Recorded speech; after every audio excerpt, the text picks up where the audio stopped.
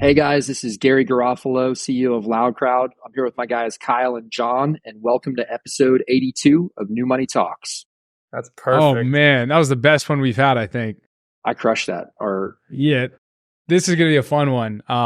So I mean, I don't want to do too much podcast chit chat. And why don't you just share what LoudCrowd is to the viewer who's watching? Yeah. Start with that, LoudCrowd's a creator management platform, and we work with brands to basically give all of their creators their own shoppable storefronts on their e-com. So think about this as like, I work with creators. I want them to have TikTok shops, but on my actual e-commerce on our domain. And so the way that we think about that is, we kind of think about ourselves as the people fighting for the future of brand marketing. If you got friends that have shopped off TikTok shops or Amazon or one of those things, the brand becomes less and less important as these social commerce tools get more prevalent, because people are shopping on their domains. They're shopping in stores much, much less. If you've got friends that have bought off TikTok shops, odds are they don't even know who sold them the product. They know that they got this product. They don't know what the brand was. All of that is a challenge, and it's a risk for brands in the future. And so we're trying to give brands all the advantages of social commerce, but we're trying to help them protect that brand equity and build a future where brands are still important. We're all not just, importing products from China, and the brand has been completely cut out of the creator business. So That's what we do. Got it. I'm curious too. So like, in a sense, is the customer the creator or the brand right now? Like your customer? Yeah, the customer is the brand. So we sell to brands. Typically, brands are working with, dozens or thousands of creators. For sure. We can help them find more creators if they need to, but we're selling to the brand. We don't really monetize the creator in any way. It's really, really important for us to help brands, build brand equity and sell via creators, but really keep control of that experience. And really protect their brand equity. And I'm curious too, because like you've been doing this for almost 6 years now, and like all this TikTok didn't exist 6 years ago, or maybe it had just started. So like 6 years ago, did it look like how it looks now? Like what was the thought process 6 years ago to kind of get to this point? Yeah, I definitely wasn't cool enough to be on TikTok 6 years ago. So that's not how it started. It started, I don't know if we'd use the word pivot or tack, but the way that we started the business was, we thought influencer marketing back in 2018, 2019 was just way too transactional. The influencer marketing that was happening, you'd see some model, selling coffee from her bathtub or something absolutely ridiculous. It didn't really make any sense. The partnerships weren't very organic. We thought there was a big opportunity there because we thought it was a lot more compelling when you're, scrolling Instagram to see one of your friends or somebody in your network actually talking about and supporting a product that they care about. And so the kind of the V1 of LoudCrowd was we built really the original software that allowed brands to give all their customers, all their micro influencers, all their nano influencers incentives to talk about the brand on social. And so it's like, hey, you might not be Kim Kardashian, but if you tag us in a story or if you tag us, in a feed post, we're going to automatically send you a $10 credit, or we're going to automatically send you this product, that kind of thing. And so we grew like that. We grew like that for 3 years. It was really about, championing really organic UGC type content. We got to the point where we just really we felt like we were too far away from the dollars, and we didn't really have a perfect picture. Not that, even influencer marketing in its current state has a perfect picture of, attribution or what revenue you're driving, but we just felt like we were too far away from the dollars, and it was too easy for brands to say, yeah, getting 1,000 different customers to create content for us is cool. But I don't necessarily need this. And so what we did was we added a product, which was creator storefronts. At the time, we thought this was going to be, a complementary product. It was going to be something important that brought us closer to dollars. And what we found within like 6 months of releasing this product was that's actually what people wanted. And so we kind of accidentally, it turned into this pivot where we became much more focused on the affiliate side of the business. The KPI that we were selling is we're going to help creators sell more for you. We're going to fix the broken process of affiliate links where, hey, a creator is creating some content on social media. They're asking people to click on a shitty link, or they're, here's my affiliate code. That's a really horrible consumer experience. Our mission became to really fix that process and help creators sell better from social media and do it on the brand side. So it turned into that. We still have all the old stuff, but I would say the main focus of the business now is the creator storefronts and affiliate. And I'm curious too, like over the years, like how many brands have used the platform as well? Like how many use it right now? Out of curiosity, I don't know if it's a public Yeah, number, but like ballpark. we're enterprise. So, and I'll Okay. get into why we've made those decisions in a second, but we're enterprise. So we've got a couple hundred brands on there. We've played with SMB offerings in the past. I think the high level is why we're not focused on SMB. If you're a brand that doesn't have a lot of brand equity, you just started, or you're a drop shipper or something like that, your brand equity is just a little bit less important. And a lot of times you're just trying to get product out to as many people as possible. TikTok Shop is an amazing solution for these kind of brands, right? Put your offering out there, go seed 1,000 different creators. They're going to try to sell some products, see what sticks. That is a really, really tough business to kind of compete with. But if you're a brand like one of our big customers, Kohl's or a Wayfair or Boohoo, Yeah, I saw on your site you have like Wayfair, Sony, Orange yeah. Theory, all these big names. If you're one of these brands and you're like, hey, you're looking at TikTok Shop and you're like, hey, social commerce is really cool, but this process doesn't make any sense to me, right? Like selling $25 AOVs on TikTok to customers that I can't remarket and then are not coming back. That doesn't really make any sense. And so our product is really built more for those folks. And those folks also have more, I would say leverage in the creator relationship where they can say, hey, we're Sony, we're Kohl's, you really want to be working with us. There's so many advantages to that.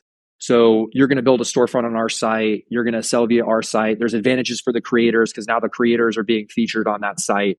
It really, it kind of works out better for both parties if the brand actually has brand equity. Brand doesn't have brand equity, throw the product on an LTK, throw the product on an TikTok Shop.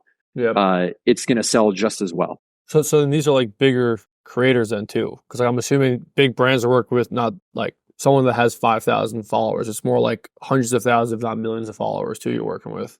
You'd be surprised. So Really? There's a mix of both, right? Like even if some of our brands are working with the Kim Kardashians of the world, and storefronts are a great solution for them. That's where they drive their audience to. They convert very, very highly. And if you're working with a Kim Kardashian or whoever, you can feature her all over the site, and that's going to get people's interest, and that's going to drive a lot of traffic.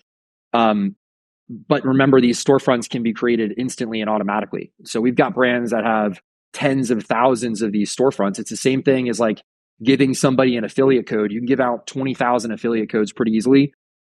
Same concept with storefronts. Even if you're a creator with 500 followers, if it's worth the brand's time to build a relationship with you, it's just as easy to give you a storefront. And, maybe if you're a really, really small creator, you're not going to get gifted a $500 product, but Definitely. You're still potentially a really valued customer. They want to give you a discount. They want to show their appreciation by featuring you. There's a bunch of things that they can do to, incentivize smaller creators to help sell for them, and do it at a scale that makes sense for, 10,000 nano influencers, something like that.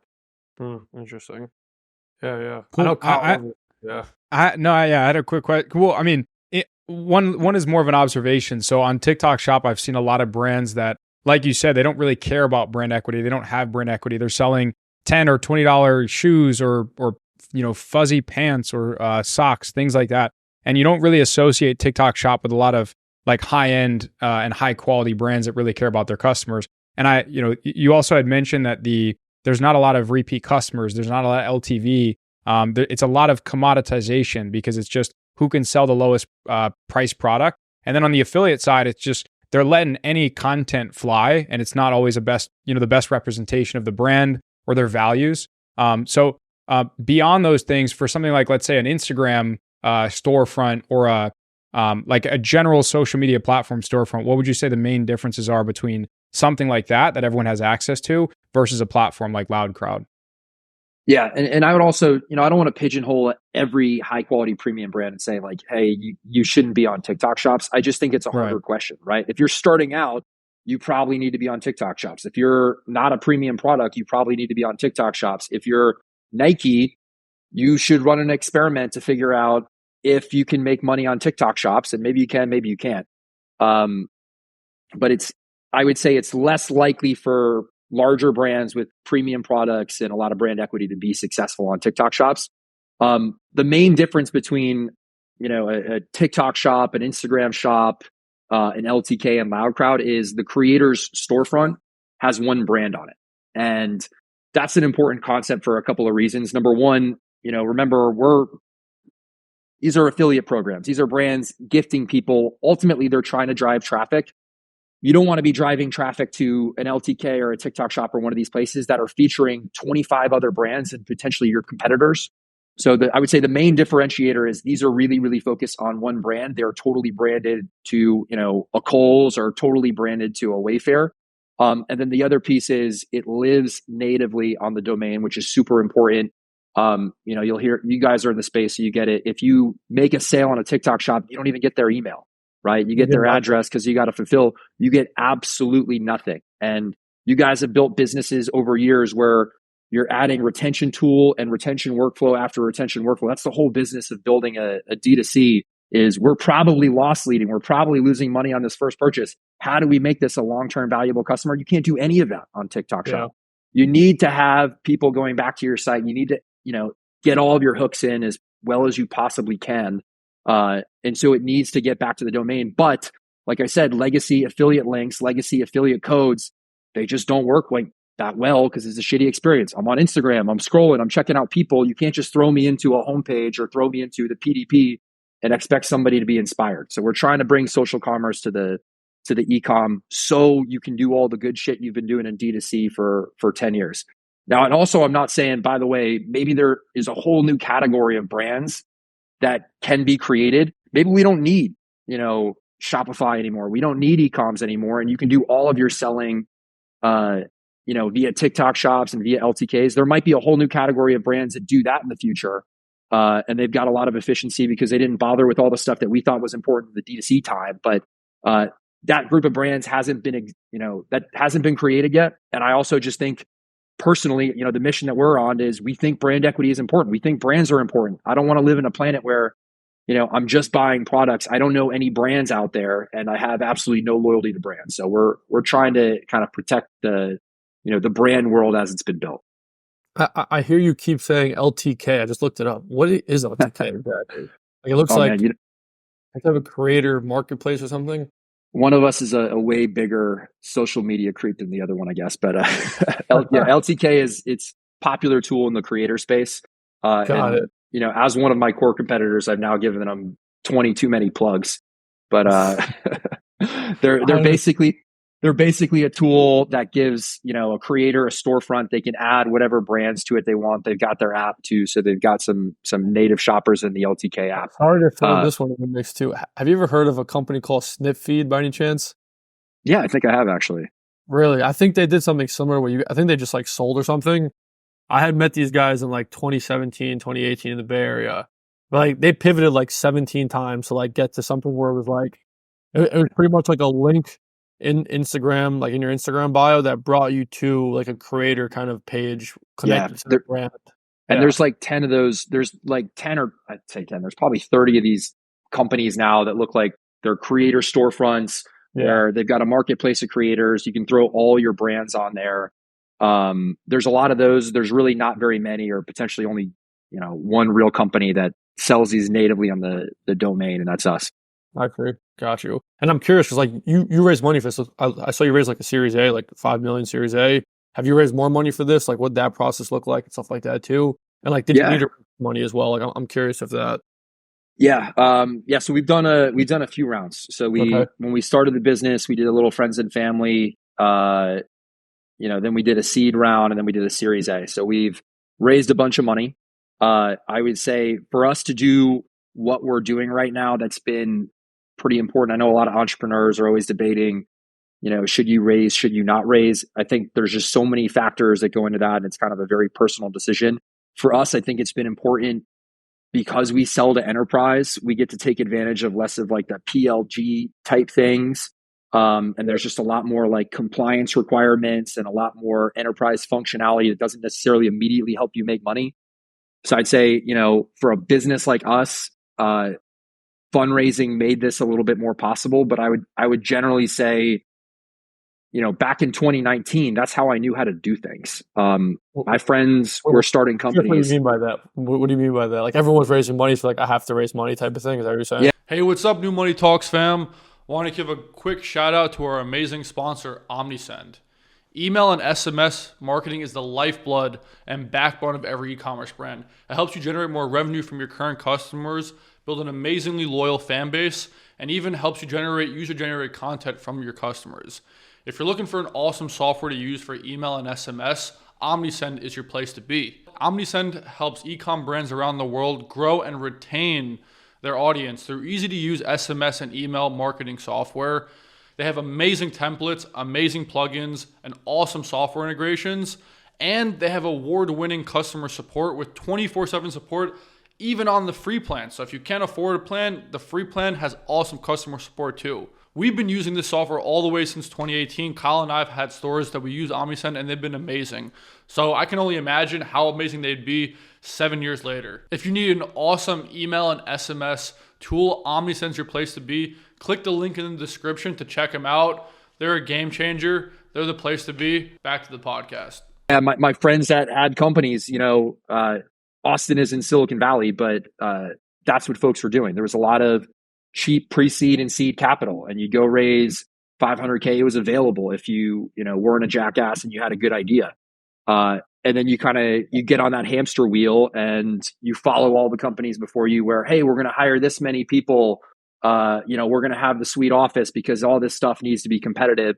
I think that model, rightfully so, is changed a lot over the last 5 or 6 years. If I could do it again, I would absolutely raise as little capital as possible. I think, between what you can do with AI, I think between what you can do with outsource resources, Sure. and really just, once you know what you're doing, if you know the space well, figuring out how to build a really simple MVP, I think all of that is, really reduces your capital needs. And then if you reduce your capital needs, you keep way more power in the business. So like, me, for instance, I don't want to go, kind of too far into, kind of all the war stories and things like that. But when you have big events happen at companies like, hey, companies are looking to acquire you or, XYZ, it's a very different conversation when you've got a board and you set expectations at really big outcomes and things like that. If you're an entrepreneur and you can figure out how to bootstrap something,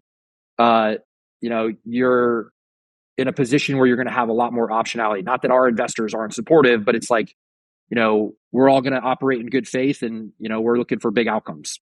So pretty much like once you raise that money, you have to get that VC X return. And if anything comes small in that, it's pretty much a fight to be like, we can't do this type of thing. Yeah. And like, you can get off the hamster wheel, right? And I think, number one, it depends on the investors. Our investors are all great. So I have nothing but awesome things to say about them. They have and never would kind of explicitly say, hey, like, don't do this deal. We don't want you to do this deal. This is going to make me look like a jackass to our LP. So that's not really, I mean, sometimes it goes down like that. That's not how it would ever go down at Loud Crowd. But there are expectations, right? Like they're powering your business. And so as a team, they're part of your team. As a team, you're kind of looking for particular outcomes and you're not looking for smaller outcomes when you take VC money. Now, if you take a seed round, there's also tons of investors are shout out Pat Matthews at Active Capital, totally badass early stage investor.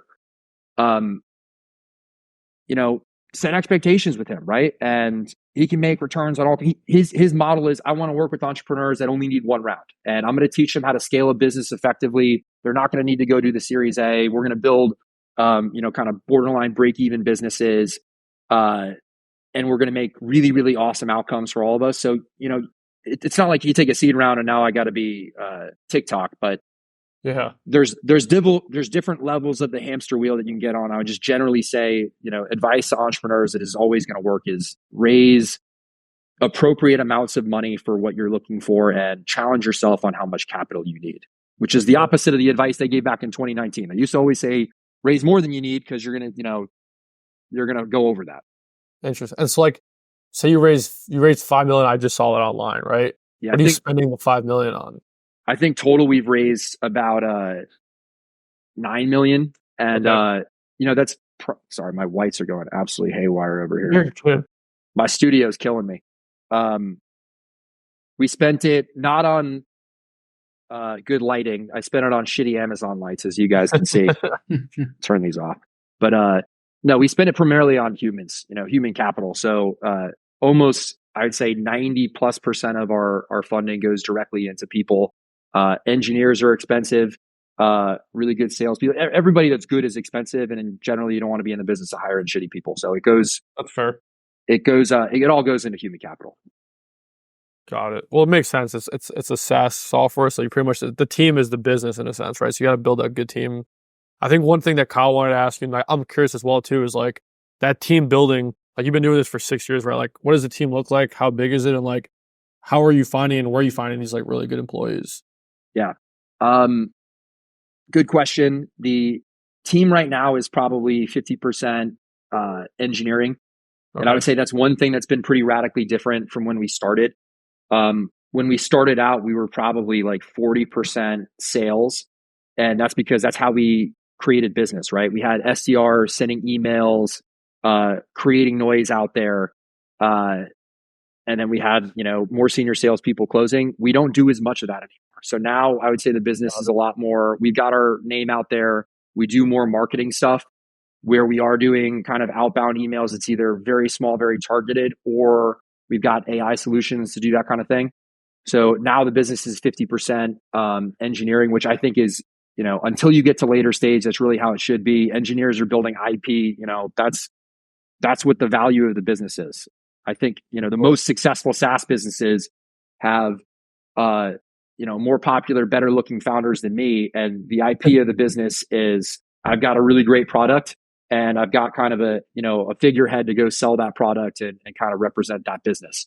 So we're trying to invest mostly in the product engineering, and the smaller functions are going to be support, sales, that kind of thing. We have a CS team as well, because like I said, we're selling to enterprise. We have to invest a little bit more than a normal business would. In terms of how we find them, I don't know, man. You gotta, I think if you're honest and transparent in your interview process, if people come into the office and are, even if you're doing it remote, if they just kind of see positive energy around the business, I think that typically, and you've worked with good people in the past and made good impressions on them. I think generally that makes it easier to build a team that you can trust. For sure. Makes sense. Can you guys hear me well? I think my mic might have cut out. I think your mic went out, Kyle. Damn. And Riverside doesn't let you change the mic input. So I guess I'm just going to talk a little bit louder when I have a question, but we'll cut all that out. But I did have one question. I guess I'll lean into my computer to ask it. So I know a lot of people that look at, like, let's say you want to build success in the e-commerce brand. One way that one can look at it is, hey, what are all the things I would have to do for the lowest likelihood of success or to have the highest likelihood of failure? And you kind of work your way back, and you do the opposite of that, right? So my question to you is, what are some actionable things that brands can do to guarantee the worst possible affiliate and creator relationships with their brands? What a question. That's a great question. All right. Worst possible creator relationships. Affiliate can be a really people-oriented business. So if you are trying to build a program, you are firing out gifts and crazy incentives to crazy amounts of influencers, and you're not really trying to build a relationship with them in any way, shape, or form, you're going to light a ton of money on fire. So, you have to have kind of, program influencer, affiliate managers or whatever that can actually connect with these people, because they do need to be managed. You want to be tactical about how you're spending those dollars and who you're working with, who you're selecting to partner with. And then, to go back to the inverse, don't build an engaging program, right? Just fire this shit off into the ether and see what comes back. Don't worry about how am I going to retain an affiliate. Don't worry about how am I going to retain an influencer. Don't worry about how am I going to get bonus content that I didn't necessarily pay for. All of those are great ways to build a shitty program. And so the inverse is probably, be people focused, build a really strong community of creators, care about what they're posting, but don't be a, micromanaging jerk about it. And, just make it really engaging and really fun for people. Like a good example of how do you make it fun and how do you build community. We've got a brand, Boohoo, who just launched their US program, really big fashion brand, US, UK, really all over the place. They just launched their US program and they did a kickoff huge party in LA, and they invited a bunch of influencers, a bunch of the former people they've partnered with. And that just sets the stage for, this is cool, right? We're going to see past I'm going to pay you X for this post. You're going to get, Y commissions. And we're part of a really cool community. We're hanging out with celebrities. We really give a shit about the people that are, working with us. That just kind of sets a very different vibe for what the program's going to be. I wanted to ask like a little follow-up on that. How integral would you think that like whitelisted ads and posts are for the brands that you guys work with, like in tandem with the creator storefronts? Yeah. I mean, whitelisting ads, I would almost look at it in a different lens. If you are marketing and if you're advertising on Instagram, it's very unlikely that whatever you're doing is more successful than whitelisted ads. So if you want to spend your dollars wisely on Instagram, you probably should be whitelisting UGC. And then, okay, we do want to whitelist because we do care about conversion rates. Then you have to figure out how to incorporate that with your existing influencer workflows.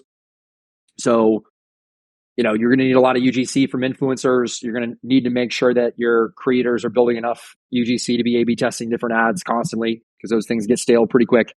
And then you're going to have to pay attention to destination URLs. Like we've actually got a product around whitelisting that really helps focus the destination URLs on things that we're going to convert, et cetera, et cetera. So, I mean, yeah, if you're a brand that's working with influencers and you care about conversion rates on Instagram, you should have at least pretty robustly tested whitelisting by now. If not, it's time to do that.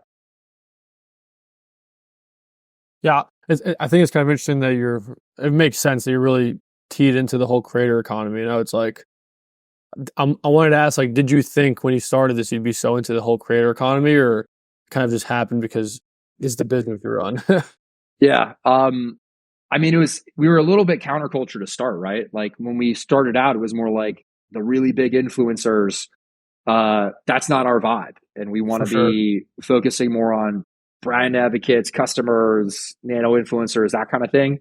So if you told me in 6 years, like, hey, larger influencers are going to be a big part of our business, I would have been pretty surprised by that. I mean, we knew we were going to be part of the creator economy. That's what you sign up for when you're building, brand advocacy tools and things like that. So we were excited to do that. I've worked with brands before. My co-founder had spent his whole life in brand marketing. We both spend probably too much time on social media. So we were all excited about that. I think we're just a little surprised about where, how the market shifted from just brand advocates and nanos into the entire creator marketplace. Oh, no, for sure. And like, I'm also interested too into hearing like some of your failures. I know we laughed about that in the beginning too, but I feel like you've gone through a lot of different startups and everything. And I feel like some of the best entrepreneurs are the ones that kind of have gone through all like the ups and downs and the failures, because then pretty much on every single occasion you learn something new, right? Like you would know that really well. Do you think a lot of those failures has helped you build this business to where it's at, or not really at all? I'm curious. Like, walk me through that too. Yeah, I mean, absolutely, right? If you do anything over a longer period of time, you're going to get way fucking better at it. So, there's 1,000 things that I did horribly in my first startup. The reason I left that, me and my co-founder basically had a, co-founder divorce. We couldn't work with each other anymore. We had different ideas about so many things. We had, fractured how the two of you meet too? I'm curious. He was a friend. So actually both my co-founders have been personal friends. My current co-founder has been my best friend for like 18 years, but my other co-founder was also a friend. You thought I would have learned my lesson of like, hey, we had a little bit of an ugly split. Maybe I don't go down that road again. We're all good now, by the way. I'm still super involved in his business and we're very friendly. But back in the day, there's just a lot of things that we didn't do well in terms of our working relationships. I'd almost make the analogy to like personal relationships. Like I'd like to think at this point, I'm a pretty solid housebroken boyfriend. I feel, less confident and kind of bad for my earlier girlfriends that got me at like 24, 25 that, he doesn't know how to do shit right and he's a pain in the ass. I feel like I've gotten significantly better at that. I'd say the same thing with, professional relationships. I was not patient enough. I was a crappy communicator to my co-founder. I'm sure he had a bunch of things that he would have done differently. So I took those kind of, let's say, working relationship lessons. And then also I learned a million things about how to raise capital, about how to, build marketing teams, build sales teams, all of those things. And so to a certain extent, you're 100% right. Like you just keep doing something and you're going to get way better at it. Day one of LoudCrowd, I was probably a pretty shitty CEO. 3 years in, I was probably still not that great. I'd like to think after 8 years, I'm like at least competent at this point. But you keep doing it, you learn a lot of lessons. So I think, to a certain extent, the name of the game is surviving. And for me, I was fortunate enough that I had, people to back my second go. But at this point, 8 years in, I think I've learned enough that I need way less capital and I'd be prepared for a third, fourth, and fifth because I know what I'm doing more. Hey, what's up, New Money Talks fam?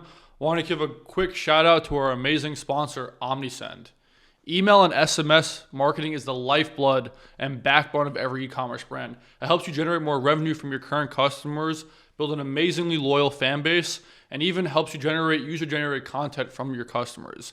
If you're looking for an awesome software to use for email and SMS, OmniSend is your place to be. OmniSend helps e-com brands around the world grow and retain their audience through easy-to-use SMS and email marketing software. They have amazing templates, amazing plugins, and awesome software integrations. And they have award-winning customer support with 24/7 support, even on the free plan. So if you can't afford a plan, the free plan has awesome customer support too. We've been using this software all the way since 2018. Kyle and I have had stores that we use OmniSend and they've been amazing. So I can only imagine how amazing they'd be 7 years later. If you need an awesome email and SMS tool, OmniSend's your place to be. Click the link in the description to check them out. They're a game changer. They're the place to be. Back to the podcast. For sure. And you came from the consulting world too. Like you worked at Deloitte for all of it, right? So Deloitte to running a startup, I'm sure is very different in a sense. So there's people who do watch this and have a full-time job. Which one would you recommend? Working at a full-time 9 to 5 or starting your own company? I'm curious of that question too. Yeah, no, super smooth transition from 400,000 person consulting firm to, one person company. So the feedback I give on this is if you want to make money, do not start a business. And like, I'm actually saying that genuinely. Like think about how long I've done this, right? I've been doing this for 8 years, haven't even had an exit yet. Knock on wood. Hopefully there's multiple in the future. But like, I've been doing this for 8 years. I'd be a partner at Deloitte by this point, and I would be making a shit ton of money every year, not just like once every 5 years or whatever. So if you're passionate about something, that is just way more important than, am I going to make money from this? So for the first question for somebody is, would you rather start a business and be broke for 5, 10, 20 years? If the answer is yes, that's also like a really important qualifier to maybe you should start this business. If the answer is no, I absolutely promise people there are way better ways to make money than starting a software company. If you want to start like a side hustle, like fully support that. People that want to make a little bit more supplementary income, that's great. But if you want to actually make money, do not start a business and do not set expectations there. I think if you can start there and say, hey, I just want to work for myself. I'm really passionate about building things. Obviously at Deloitte Consulting, you're not building shit. These are giant, especially as like a 25-year-old. These are processes that have been ironed out over decades.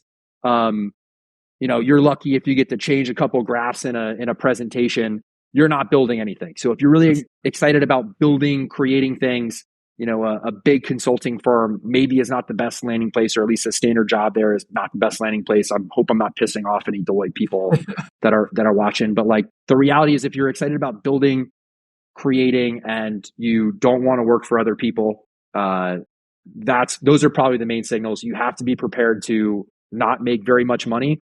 If you are really passionate about the work that you're doing, maybe it's not 2 years, maybe it's not 5 years, but eventually you're going to figure out how to monetize it well. So that's the best advice I can give. So pretty much, if you want to make money, stay at Deloitte. If you want to suffer for 8 years and maybe make an exit, because you're fast company. You just can't make money in software, or those are the businesses that I'm familiar with. But you just can't make money in software if you're not crazy passionate about it, because rational people will stop. Like if if there was some magical, like I know everybody's got their sick ideas, but like if there was some unbelievable idea that you're just going to turn on in a day and it's going to go to $1 trillion, like that would have been done already. Yeah, Your idea sure. is going to be 5% right. And then you're going to have to tack, pivot, tack, and take 100 punches. And a rational person is going to say, I am going to make way more money at Deloitte, and I'm going to go back and make that money. So you just have no chance of making money if you're in it to make money. If you really want to build things, if you're really passionate about, I want to work in this field, I want to surround myself with influencers every day because I'm that guy. Then go start a business. But there's really no other reason to go do it. Yeah. I think that's some valuable lessons for the people watching. So Yeah. A lot of people glorify entrepreneurship, but there's not a whole lot of glory involved in it. Yeah, I mean, for a very small percentage of people after a very long period of time, it can be a lot of fun, but that's not why you do it. Yeah, 100%. I wanted to go back to more of like the technology, because we keep saying this creator storefront, and I want to be able to paint the picture to someone as if they're a blind listener, right? So they're just listening back on this. They want to paint the picture in their head of what a creator storefront actually looks like and what makes it so powerful from a conversion rate perspective. Could you walk us through that? Yeah. So a storefront is, imagine you're on Kohl's.com and you're going to see a page on Kohl's.com that's got, top profile is Kim Kardashian, photo of her bio on there. She's going to have curated all of her favorite collections of all of your different product lines. So she's got her beauty stuff on there. She's got her fall favorite. She's got her back to school. And then all of her content from social media is going to be on there, curated and tagged with all the products. So it basically looks like an Amazon influencer storefront or a TikTok shop, but it lives on Kohl's.com. It's only Kim stuff, only Kohl's stuff. And basically it's her best foot forward on how does she drive revenue for Kohl's. And what that is fixing is, before that existed, what Kohl's would be doing is they just give Kim Kardashian an affiliate link or an affiliate code, and then she's got to send everybody back to Kohl's. She's sending them back to the homepage to figure it out. But I don't know they got hundreds of thousands of SKUs. They don't know what Kim's favorite products are. How are they supposed to find the one that she just tagged in her story? If she sends them to a particular product page that doesn't have anything to do with Kim, it doesn't have any of her content on there, and it doesn't have her other favorite, 300 favorite products that she's really passionate about. So it looks like a TikTok shop. It looks like an Amazon influencer storefront, but it lives on Kohl's. It's got all the creators' content on there. It's got all their favorite products and curations. And it's just designed to sell to a creator's audience better than anything else on that site could. How do you manage the tracking and analytics involved in that? And what are the key metrics that you advise brands to prioritize to determine whether, a partnership was successful or not with a creator? Yeah, it's pretty easy for us. Like, we're really focused on revenue. So, core metric is always going to be revenue. How many affiliate dollars did you sell? If you're doing really well, selling a lot, brand shouldn't and definitely does not really care about anything else that's happening. But I would say the supplementary things are, we're going to look at conversion rates, right? So we expect the conversion rates on our pages to be, 2 to 20 times better than what a normal affiliate link conversion rate would be. So that's kind of one of the health metrics we can look at. Just general creator engagement, like what percentage of creators, these pages are automatically created. They're going to get automatically sent to a creator. So creator signs up for Kohl's program and boom, I've got my page. It's already ready to go. It's got my image. It's got default products. It's got all of my social content on there already. So in looking at health metrics, we're going to look at those and say, all right, how many of the creators actually went in there and actually created their favorite collections? How many of the creators took their social content and tagged their favorite products in their social content?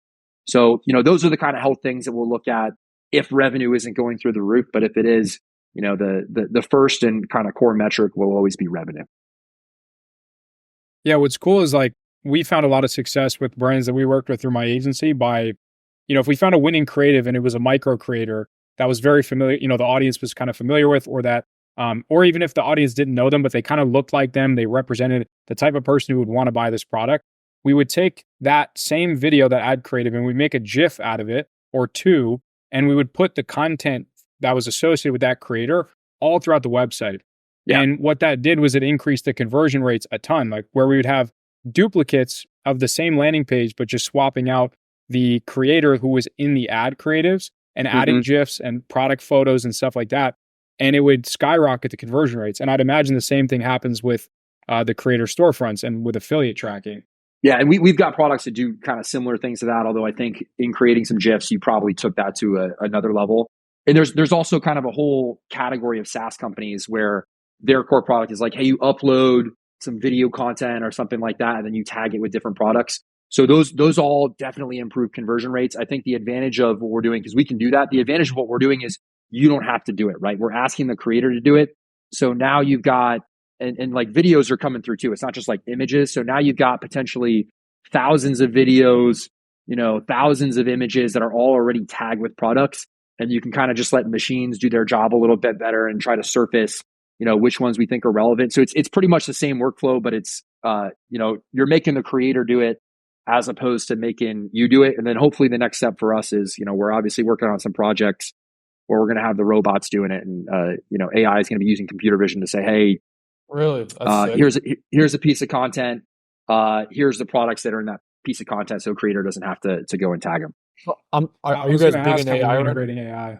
Yeah, it's a big focus for us, right? Like we haven't launched that product yet. I expect it to be coming in Q4. I would say it's an easier job for us than like if you're just like TikTok or if you're just one of these creator tools and you're trying to say, hey, here's a creator's piece of content. I think this is, Cole's denim jacket, or I think this is, Revival Rugs is this rug. That's actually really hard because there's, billions of products in the world. We've got a big advantage, or I'll just say like an easier task at computer vision because we already know the brand's product catalog. And it's like, all right, you've got 500 SKUs. It's got to be one of these 500 SKUs. So us figuring out which actual product it is not quite as hard as it's going to be for a Google or for a TikTok or one of those folks because we've already got the piece of content and we already know it's got to be one of these products. I also want to ask, I know we're talking about AI and just like a lot of technology pieces of it. Tell me if I'm wrong, but I'm assuming your background's not in technology, right? Like you don't have a tech background, or maybe you do and I don't know it. No, my background's analytics. So at analytics. Deloitte, I was the weirdo that would like build the most Excel reports, like the nerdiest analyst at Deloitte. I was literally like teaching the classes on Excel and Visual Basic Editor and shit like that. I'm curious, and like early on, who built the original version of this? Yeah. So our head of engineering and our first engineer. So you're able. I would say for any entrepreneur out there, you're actually able to get a lot done, even not having a technical background right now. Like I'll do a plug there's an app called Bubble that basically, it'll allow you to build you can build an MVP with Bubble and attaching it to a database. Like it's not rocket science. So I think the barriers have gone even further down. But when we were starting out, like my last business, my co-founder was a data scientist and engineer. This business, my co-founder was not technical. He's the sales guy. I'm the product guy. So, we created a concept. We were actually able to build a no code, like proof of concept that basically said, hey, it's like HubSpot, right? Like, hey, creators and customers of a brand sign up for, our ambassador program. And then if you tag us on social media, we're going to automatically send you these gift things. And so, they were just workflows we built in HubSpot, and I'd be like looking on social media and they tagged you. So, let's trigger that one off. Like, and remember, you're only doing this at a very small scale because you got one or two idiot customers that were willing to sign up for you before you even had a website. Yeah. And those are my friends. So they're, I don't want to be too harsh on them, but, so you create a little proof of concept and then you take the proof of concept. This is back in 2019, you take the proof of concept to, your friends that will all chip in a couple, a few $1,000s here, a few $1,000s there. You parlay that to, I've got a bunch of engineering buddies, who are willing to look at this part-time and, maybe they'll build an MVP. We had an engineer who built our MVP for, equity. And so showed him the POC. He built the first real version of our app. That parlayed us into, a few more, people signing up for our business because now it was actually a real thing. And then we use that to raise a friends and family round, and we use that to hire 2 full-time engineers. So you just kind of stare it up if you're not technical. I'm curious too, like from the friends and family rounds, like your first seed round, like how long did that take, and like what did you have to get to raise that seed round? Yeah, the first friends and family round was quick. So, and I think it should be if it's going to go well, For because sure. these are going to have to be people that trust you a lot, and you're not going to have very much to show. And so, if you're having trouble raising whatever you think you need to raise, you either need to lower your capital expectations and figure out how to do it cheaper, or realistically, like, say, I'm just not going to be able to do it, because the people closest to you in your life are the only ones that are going to be like, yeah, like, I think they're going to win. Yeah. And I have no reason to believe that. So the friends and family round went pretty quick. It was probably, we kind of like prepped it and hyped it a little bit, but it was probably like 2 or 3 weeks for us to get all the verbal commits that we needed. And then, shout out Pat Matthews, who kind of came in at the tail end of that and was like, oh, they put together a real friends and family round. I'm going to make this super real. And that was our first institutional check. So once again, that was back in 2019 when I thought I needed 10 times as much capital as I probably needed, and I didn't know any better. But I would generally say if the friends and family round is not going super smooth, you need to lower your capital expectations, because somebody that you don't know is not going to be more likely to invest in you before you've gotten anything done. Hey, what's up, New Money Talks fam? Want to give a quick shout out to our amazing sponsor, OmniSend. Email and SMS marketing is the lifeblood and backbone of every e-commerce brand. It helps you generate more revenue from your current customers, build an amazingly loyal fan base, and even helps you generate user-generated content from your customers. If you're looking for an awesome software to use for email and SMS, OmniSend is your place to be. OmniSend helps e-com brands around the world grow and retain their audience through easy-to-use SMS and email marketing software. They have amazing templates, amazing plugins, and awesome software integrations. And they have award-winning customer support with 24/7 support, even on the free plan. So if you can't afford a plan, the free plan has awesome customer support too. We've been using this software all the way since 2018. Kyle and I have had stores that we use OmniSend, and they've been amazing. So I can only imagine how amazing they'd be 7 years later. If you need an awesome email and SMS tool, OmniSend's your place to be. Click the link in the description to check them out. They're a game changer. They're the place to be. Back to the podcast. For sure. Definitely. And then, I'm assuming the latest round is probably a lot harder to raise than the first and second round. I would say, friends and family is friends and family. It's just kind of different. Of course. And, it's you got rich friends or you don't, is basically what I'm saying here. After that, I don't know if it gets easier or harder. I think there's easier or harder periods, right? Like early, really for most of our existence, we're in a very, let's say, company-friendly time where there was too much capital in the space, because of ZERP or whatever, too much liquidity, too many VCs as a result, looking for not enough really good companies. And so I would say seed and our seed round was in that period, and it was easier because we were just kind of in that environment. And generally speaking, when you're doing a fundraising round, like the whole thing that you're trying to do is make this fast moving. Whether you're seed stage or series D, you're trying to make a fast moving round. If it's not fast moving, you're not going to have any pricing power, and you're going to be walking away from the table pretty sad. Our series A round was tougher, but that wasn't necessarily because Series A is tougher than C. That was just because it was 2022, the bubble had burst. Multiples were down, expectations hadn't come all the way down yet from the company side of things. So it's just a tougher period to raise in. Got you. Yeah. Cool stuff. Yeah. Kyle, what do you got? I was going to, what was I going to say? Oh, so I'm sure there's a lot of data that you're looking at from the brands that you work with regarding what works on the brand side, but I'm curious if, let's say there was someone watching this who was like just a creator, whether it's a content creator for TikTok or more specifically a creator who's working on one of these storefronts in order to try to be an affiliate for a product. Do you recognize any patterns that are more associated with successful creator partnerships based on either their content or the way that they market the products and things of that nature? Yeah. The playbook for being a good, let's say, performance-driven creator and getting a good affiliate revenue is pretty similar to the playbook for, I just want to be a creator that's going to build my audience and do well and grow a following. The people that sell really well are the people that can make really compelling organic content, right? And that's 10x true on TikTok. Like, you can have the prettiest photo on TikTok, but it's not going to sell very much if that doesn't, achieve some level of virality. And it's not going to do that unless it's super organic and it really fits, kind of who you are. So I'd say kind of step one is just like if you're growing your audience, make sure that you're being really organic, make sure that you're speaking authentically, and be yourself, because eventually it's, if you're not being yourself, it's going to get sussed out. In terms of like, all right, how does being a good affiliate creator and being a good performance driven creator differ from just being a normal creator? There's definitely a couple of things. Like, there is a balance that creators need to toe between, like, hey, I'm not going to take any brand guidelines and I'm going to completely do my own thing and I'm going to do exactly what they say. So creators that do really well typically can figure out how to achieve the content that the brand wants to achieve within their own voice.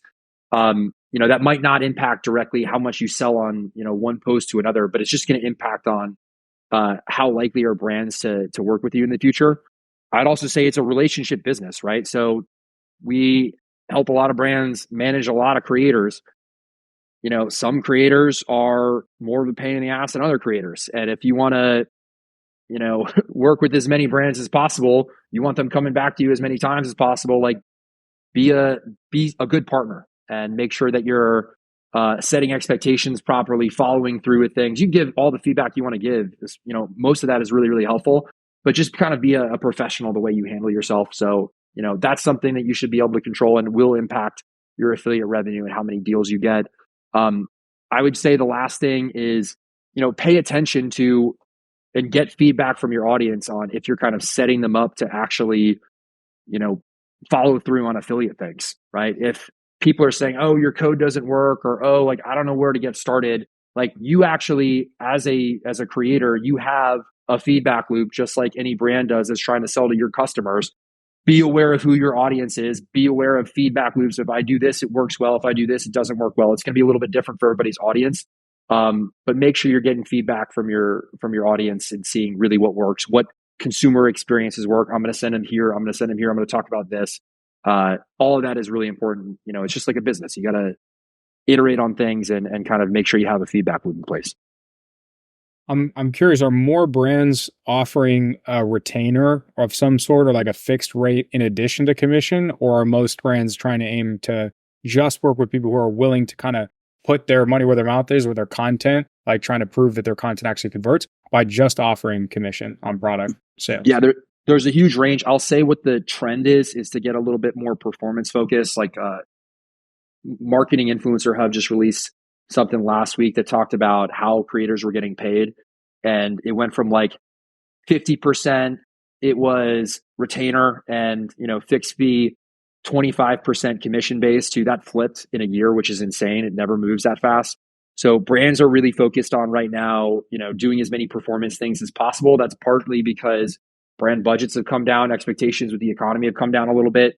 That's partly because it's just really in vogue right now, probably because of TikTok shops, to try to work with 20,000 creators. I want to send 20,000 creators offers and blah, blah, blah, and whatever sticks. You can only work with 20,000 people if you're doing it on a performance basis. So I would say a lot of agencies and a lot of smaller brands are found a lot of success in that. And so a lot of people are trying to do a very performance driven model right now. We see kind of a range across our customers.